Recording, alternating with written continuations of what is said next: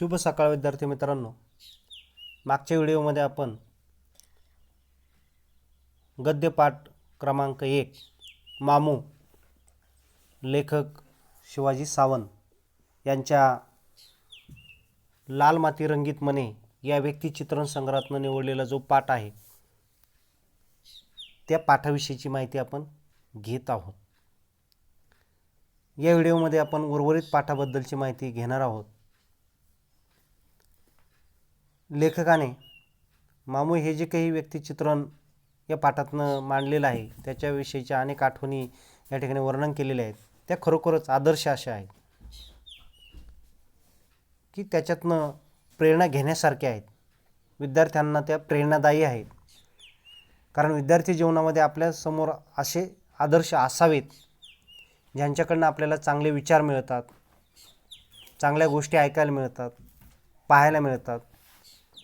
त्या ठिकाणी आपण नेहमी नतमस्तक असलं पाहिजे किंवा त्याच्याशी आपण नेहमी गट्टी केली पाहिजे, मैत्री केली पाहिजे. अशाच प्रकारचा एक सहज सल्ला लेखकाने विद्यार्थ्यांना या पाठाच्या माध्यमातून दिलेला आहे. आणि म्हणून हे आदर्श असं व्यक्तिमत्व खरोखरच किती बहुआयामी आहे याचाच पुरावा या प्रत्येक प्रसंगातून लेखक देत आहेत. की मागच्या व्हिडिओमध्ये आपण की मामू ज्यावेळेस एखाद्या जखमी झालेल्या विद्यार्थ्यांना मदत करत असतानाचा जो प्रसंग आपण पाहिला आहे त्याच्या पुढचा पाठ्यांश आपण पाहणार आहोत. की लेखक या मामूबद्दलच्या त्याच्या कर्तव्यदक्षतेच्या अनेक गोष्टी सांगत असतानाच अनेक गोष्टी त्यांनी आत्तापर्यंत सांगितल्यात, परंतु त्याची पुढची गोष्ट की शाळेमध्ये ज्यावेळेस 26 जानेवारी 15 ऑगस्ट यासारखे राष्ट्रीय सण साजरे केले जात आहेत त्याच्या तयारीचा सगळी जबाबदारी या मामूवर दिली जात असायची. आणि म्हणून त्याच्यापूर्वी हा मामू ती तयारी करत असताना सरसर त्या खांबावरती चढत असायचा आणि त्या विशिष्ट दिवशी फडकलेला तो राष्ट्रध्वज त्याला सलामी करत असताना अगदी ती त्याची विशिष्ट मूर्ती लेखकाच्या कायमची स्मरणामध्ये राहिलेली आहे. आणि म्हणून असं त्याने हे सगळं कर्तव्य बजावल्यानंतर त्या विशिष्ट दिवशी त्या 3 मजली शाळेच्या इमारतीवर फडकणारा तिरंगा पाहिल्यानंतर लेखकालाही खूप त्याचा अभिमान वाटायचा. लेखकाचं हृदयसुद्धा अभिमानाने फुलून आलेलं असायचं. म्हणजे अशा या सगळ्या गोष्टीचं श्रेय सगळं त्या मामूच्या या कर्तव्याला जातं असंच एक प्रकारे लेखक त्याच्यातनं सांगत आहेत. म्हणजे लेखकाच्या खाजगी आयुष्यातल्या सुद्धा बऱ्याचशा आठवणी लेखकाने यामध्ये मांडलेल्या आहेत. की शाळेमध्ये लेखकाकडे कोणी पाहुणा जर आला, लेखकाने त्या पाहुण्यांच्या गप्पा चालू असतानाच की त्याची ही नेहमीची सवय होती, तो मामू लगेच चहावाल्याला ऑर्डर देत असायचा आणि लगेच दुसऱ्या क्षणाला तो चहा पाहुणा खाली बसेपर्यंत तो चहावाला त्याच्यासमोर ठेवत असायचा. आणि त्यालाही ते आश्चर्य वाटत असायचं की अरे वा, म्हणजे लेखक तर आपल्याबरोबरच बोलत आहेत आणि चहावाला अचानकच चहा घेऊन कसा आला आहे. म्हणजे अशा गोष्टी, आश्चर्यकारक गोष्टी त्या ठिकाणी ते बोलूनही दाखवत असायचे. परंतु लेखकसुद्धा अभिमानाने त्याला त्या पाहुण्यासमोर मांडत असायचे की ऐतिहासिक काळात वावरतो ना सध्या आम्ही, नुसती इशारतीबर हुकूम कामं होतात आमचे. म्हणजे अशा प्रकारचा एक दिमाग, थाट की स्वाभिमान, अभिमान स्वतःचा आणि त्या मामूचाही वाढवणाऱ्या सगळ्या गोष्टी लेखकाच्या जीवनामध्ये त्यांच्या अगदी मनामध्ये कायमच्या कोरल्या गेलेल्या. त्यातलीच एक आठवण लेखक सांगतायत. नव्हे, लेखक आणि मामूच्या सहवासामध्ये असे अनेक प्रसंग घडले की लेखक आणि मामू कधीकधी तासनतास गप्पा मारत असायचे. असंच एक प्रसंग की शाळेच्या वरांड्यामध्ये बाकावर बसून त्यांनी त्या जुन्या इतिहासाच्या काळातल्या अनेक गोष्टी त्याच्याकडनं ऐकल्या आणि जवळजवळ 3 तास सलगपणाने तोही लेखकाला त्या गोष्टी सांगत असायचा आणि लेखकही ते ऐकत असायचे. आणि ते दोघं एवढे त्याच्यामध्ये मग्न होऊन जात असायचे, रमून जात असायचे की त्यांना किती वेळ झाला, किती उशीर झाला हे सुद्धा त्या ठिकाणी कळत नसायचं. म्हणजे एवढी त्यांची गट्टी त्या ठिकाणी जमलेली होती. नव्हे, मामू खरोखरच एक माहितीचा खजिना होता, ज्ञानाचा खजिना होता. याचे अनेक पुरावे लेखक देत आहेत.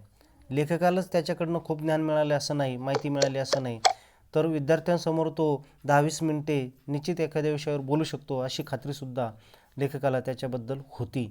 आणि म्हणून एखाद्या कार्यक्रमाच्या वेळी नक्कीच तशा पद्धतीने या गोष्टी करता येतील असंही लेखकाला त्याच्याकडे या असलेल्या ज्ञानामुळे वाटत असायचं. नव्हे त्याच्याकडे उर्दू भाषेचंही चांगलं ज्ञान होतं, वैद्यकशास्त्राचंही चांगलं ज्ञान होतं. नव्हे त्याची एक चुणूक सांगत असताना की त्याच्या ज्ञानाचा फायदा इतरांनाही होत असायचा. कारण त्यांच्या शाळेतले जे काही पवार नावाचे शिक्षक होते ते तब्येतीने अतिशय अडकुळे होते आणि त्यांनी अगदी त्यालासुद्धा त्या ठिकाणी मामूने कशा रीतीने सल्ला दिला आहे की खरोखरच त्याचं ज्ञान त्याच्याकडे होते. म्हणजे तब्येत सुधारण्यासाठी, शरीरयष्टी संपत्ती कमवण्यासाठी सुद्धा कशा रीतीने पैसा खर्च करावा म्हणजे हे व्यावहारिक ज्ञान या मामूला होतं आणि तो अतिशय सहजपणाने या ठिकाणी सल्ले देत असायचा आणि तो सल्ला शिक्षकसुद्धा मानत असायचे आणि स्वीकारत असायचे. म्हणजे त्याच्याबद्दल सांगत असताना की खरोखर साजूक तूप किंवा त्या तुपात भिजत ठेवलेल्या खारका खाणं हे कसं तब्येतीसाठी आवश्यक आहे हा सल्ला त्याने सहजपणाने पवार सरांना दिला आणि ते खाल्ल्यानंतर खरोखरच तुमची तब्येत तुम्हाला ओळखणारेसुद्धा ओळखू शकणार नाही अशा प्रकारची तुमची तब्येत सुधारेल असाही सहजतेने त्या पवार सरांना त्याने सल्ला दिल्याचा लेखकाच्या स्मरणात राहिलं. म्हणजे अशा पद्धतीने या मामू या व्यक्तिरेखेबद्दल त्याचे असे जे काही व्यक्तिरेखेचे अनेक चौकोन होते, अनेक व्यासंग होते की खरोखरच त्या सगळ्या गोष्टीतून त्याची चुणूक, त्याच्याकडे असणारं प्रचंड ज्ञान हेच लेखकाला सांगायचं आहे.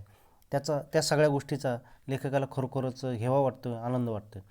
नव्हे त्याच्याकडे असणाऱ्या या सगळ्या ज्ञानाबद्दल लेखक आणखी गोष्ट सांगतात की कोणाचं अचानक पायाला हाताला जखम झाली तर लगेच कुठली जखमेवर कुठलं औषध लावायचं, कुठला झाडपाला लावायचं हे लगेच तो त्याला उपाय सांगत असायचा, उपचार करत असायचा. नव्हे कोणाचं जर अचानक पोट बिघडलं तर त्यावर सुद्धा कोणता काढा घ्यायचा हे सुद्धा सूचना सांगायला तो विसरत नसायचा. म्हणजे या सगळ्या म्हणजे सदा सर्व काळ तो इतरांच्या हितासाठी, इतरांच्या भल्यासाठी जणू काही धडपड करत असायचा. हेच त्या सगळ्या त्याच्या बारीकसारीक आठवणीतनं लेखकाने सांगितलेलं आहे. म्हणजे तो सदा सर्व काळ इतरांसाठी मदत करण्यासाठी हजर असायचा. त्याचा मोबदला मिळो अथवा न मिळो मात्र तो म्हणजे परोपकारी जीवन तो जगत होता हेच लेखकाला त्याच्यातनं सांगायचं आहे. शाळेत एखादा कार्यक्रम निघाला की त्याचं सर्व नियोजन मामूकडेच दिलं जात असायचं. कारण मामूसारखा सिनियर माणूस नाही, कारण ती जबाबदारी विश्वासाने पेलवणारा दुसरा कोणी माणूस नव्हता. तर अशा पद्धतीने फ्लॉवर पॉटपासून तर टेबल क्लॉथपर्यंतची सगळ्या गोष्टी, वस्तू त्याची जुळणी करणं, आखणी करणं आणि त्यानंतर प्रत्यक्ष कार्यक्रमाच्या वेळी एखादा कोपरा धरून त्या कार्यक्रमाला आलेला वक्ता भाषणातनं काय संदेश देतो हे सुद्धा तो लक्ष देऊन ऐकत असायचा. आणि एवढ्यावरच तो थांबत नसायचा, तर कार्यक्रम संपल्यानंतर सुद्धा आपली प्रतिक्रिया तो मांडण्यास विसरत नसायचा. म्हणजे ही चुणूक लेखकाने त्याच्याबद्दलची मांडलेली आहे. आणि कार्यक्रम कसा झाला हे त्याला विचारल्यानंतर तो लगेच स्पष्टपणाने वक्त्यात काही खास नसेल तर नाराजी प्रकट करायचा आणि ती करण्याची सुद्धा त्याची एक विशिष्ट खास ढब होती, लहर होती, लकब होती. हे सुद्धा लेखकाच्या कायमच्या स्मरणात राहील. आणि वक्त्याने जर चांगल्या पद्धतीचा भाषण उपदेश केलेला असेल तर तो तशा पद्धतीने बोलायचा. जर तसं काही नसेल तर तसंही स्पष्टपणाने तो सांगत असायचा. म्हणजे त्याच्या मनातली खुशी किंवा नाराजी त्याबद्दलची लगेच तो स्पष्ट केल्याशिवाय राहत नसायचा, असा त्याचा स्वभाव होता. हे लेखक या प्रसंगातून मांडताय. नव्हे तर अशा मामूच्या सहवासात जे काही शाळेतले दिवस लेखकाची जे काही सर्व्हिस त्या ठिकाणी पूर्ण होत होती, कारण त्याच्यामध्ये काळही झपाट्याने पुढे गेलेला होता. आणि 1 वर्षानंतर जेव्हा लेखकाला कळतं की मामू आता निवृत्त होणार आहे, त्या 1 वर्षापूर्वीच लेखकाला त्याच्याबद्दलच्या सगळ्या आठवणी बेचैन करत असायच्या आणि लेखक त्याच्यामुळे क्षणभर का होईना अस्वस्थ होत असायचे. लेखकाने तो प्रसंग या ठिकाणी सांगितलेला आहे की 1 वर्षानंतर मामू या शाळेतून निवृत्त होणार म्हणजे नेहमीच त्या विशिष्ट व्यक्तिरेषेमध्ये त्या पेहरावामध्ये दिसणारा तो मामू आता आपल्याला पुन्हा शाळेत दिसणार नाही, हे दुःख लेखकाला 1 वर्षापूर्वीच त्या ठिकाणी मनात सलत राहिलं. आणि म्हणून तो आबोली रंगाचा फेटा आणि त्याची सफेद दाढी आता दिसणार नाही हे दुःख मात्र लेखकाला 1 वर्षापासूनच कुठेतरी सलत राहिलं. माणसाच्या आयुष्याला कुठं ना कुठं वळण असतं, अगदी त्याप्रमाणे नोकरीतनं सुद्धा एक दिवस निवृत्त व्हावंच लागतं आणि ते टाळता येत नसतं.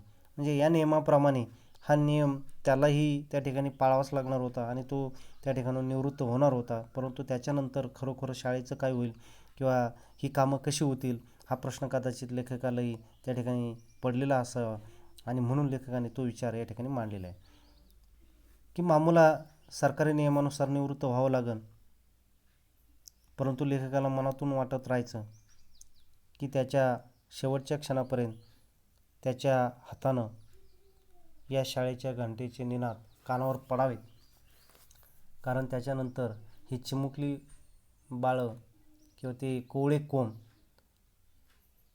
चैतन्याच्या आनंदाच्या भरात त्या टोलांच्या तालावर बागडतायत. हा प्रसंग आता कदाचित लेखकाला पुन्हा अनुभवता यायचा नाही, कारण ती शाळेच्या नियमानुसार शाळा चालू राहणार, परंतु मामूचं जी काही कर्तव्यदक्षता होती आणि त्या सगळ्या गोष्टी खरोखरच तो गेल्यानंतर कसं होईल असं क्षणभर लेखकाच्या मनाला त्या ठिकाणी ती भावना टोचत राहिली. जोडल्या हाताने आणि मिटल्या डोळ्यांनी कवळिकीच्या असंख्य अनगढ कंठातून प्रार्थनेचे दीर्घगंभीर बोल असेच उमटत राहावेत आणि दगडी खांबाला रेलून ते प्रार्थना बोल ऐकताना पार बुडा झालेला मामू असा कसल्या तरी विचारात कायमचा हरवलेला बघायला मिळावा, अशीच लेखकाची मनोमन इच्छा होती. परंतु लेखकाचाही त्या ठिकाणी आता नाविलाज झालेला होता. तर या पाठाच्या शेवटी लेखकाने अशा पद्धतीने मामूबद्दलच्या आठवणी मांडत असताना लेखक भावूक झालेले होते. तर धन्यवाद. विद्यार्थी मित्रो, हा पाठ आपला या ठिकाणी संपलेला आहे की विद्यार्थी दशेमध्ये आदर्श हे महत्त्वाचे असतात आणि ते आदर्श आपल्याला नेहमी खुणावत असतात. तशा प्रकारे लेखक शिवाजी सावंत हे एक थोर कादंबरीकार, एक महान साहित्यिक, एक अभ्यासक, विचारवंत म्हणून ते प्रख्यात आहेत आणि त्यांनी त्यांच्या शब्दलेखनीतनं मांडलेला हा जो काही आशय आहे तो खरोखरच विद्यार्थ्यांना प्रेरणादायी आहे. असे आदर्श आपण निवडले पाहिजेत. आपले आदर्श अशा प्रकारचे डोळ्यासमोर असावेत की जेणेकरून आपल्याला त्यांच्यापासून काहीतरी प्रेरणा मिळेल, वैचारिक प्रेरणा घेऊन आपण काहीतरी एक चांगलं जीवन घडवू शकतो. अशा पद्धतीचा हा पाठ तुम्हाला बरेच काही संदेश देणार आहे. कारण माणसाने नेहमी ही घेण्याची वृत्ती बाळगावी. करंदीकरांच्या ओळीप्रमाणे की देणाऱ्याने देत जावे, घेणाऱ्याने घेत राहावे, देता देता देणाऱ्याचे एक दिवशी हात घ्यावे. म्हणजे दानशूरपणा, म्हणजे ते ज्ञान असेल, काही गोष्टी असतील तर ते नेहमी आपण स्वीकारलं पाहिजे, घेतलं पाहिजे की जेणेकरून आपल्या ज्ञानामध्ये आणखी भर पडते. तर अशा पद्धतीची वृत्ती आपली ज्ञान स्वीकारत असताना आपण जोपासावी. आपण नेहमी ज्ञानाच्या बाबतीमध्ये तृषार्थ असलं पाहिजे. अशा पद्धतीचा एक सल्ला सहजपणाने शिवाजी सावंत यांनी या पाठाचा आदर्श तुमच्यासमोर मांडून दिलेला आहे आणि म्हणून त्यातूनच आपण जे वेचक आहे, जे निवडक आहे, जे आपल्या मनाला भावलेलं आहे ते सर्व विचार आपण नेहमीच घेत राहावेत. अशा पद्धतीचा एक संदेश लेखक या पाठाच्याद्वारे सहजपणाने देत आहेत. तर विद्यार्थ्यांनीसुद्धा त्याचा विचार अवश्य करावा आणि जे जे आवश्यक आहे, जे जे निवडक आहे, वेचक आहे ते निश्चित आपल्या जीवनामध्ये स्वीकारावं, कारण आपल्या व्यक्तिमत्व विकासासाठी तो एक महत्त्वाचा भाग आहे आणि साहजिकच आपण त्या गोष्टी घेतल्या पाहिजेत, अवलंबिले पाहिजेत, आपल्या विचारात कृतीत आणल्या पाहिजेत. अशाच पद्धतीचा एक आग्रह लेखकाच्या या संदेशाच्या निमित्ताने तुम्हाला करतो. धन्यवाद. हा पाठ आपला पूर्ण झालेला आहे. त्या पाठाखाली आलेला जो स्वाध्याय आहे, कृती आहे, त्या सर्व आपल्या मोठ्या स्क्वायर वहीमध्ये लिहून ठेवा. वर्गपाठासाठी एक वही करा असं मी तुम्हाला यापूर्वीच सांगितलेलं होतं. तर त्या पद्धतीने हा स्वाध्यायसुद्धा तुम्ही घरी लिहून पूर्ण करा. धन्यवाद.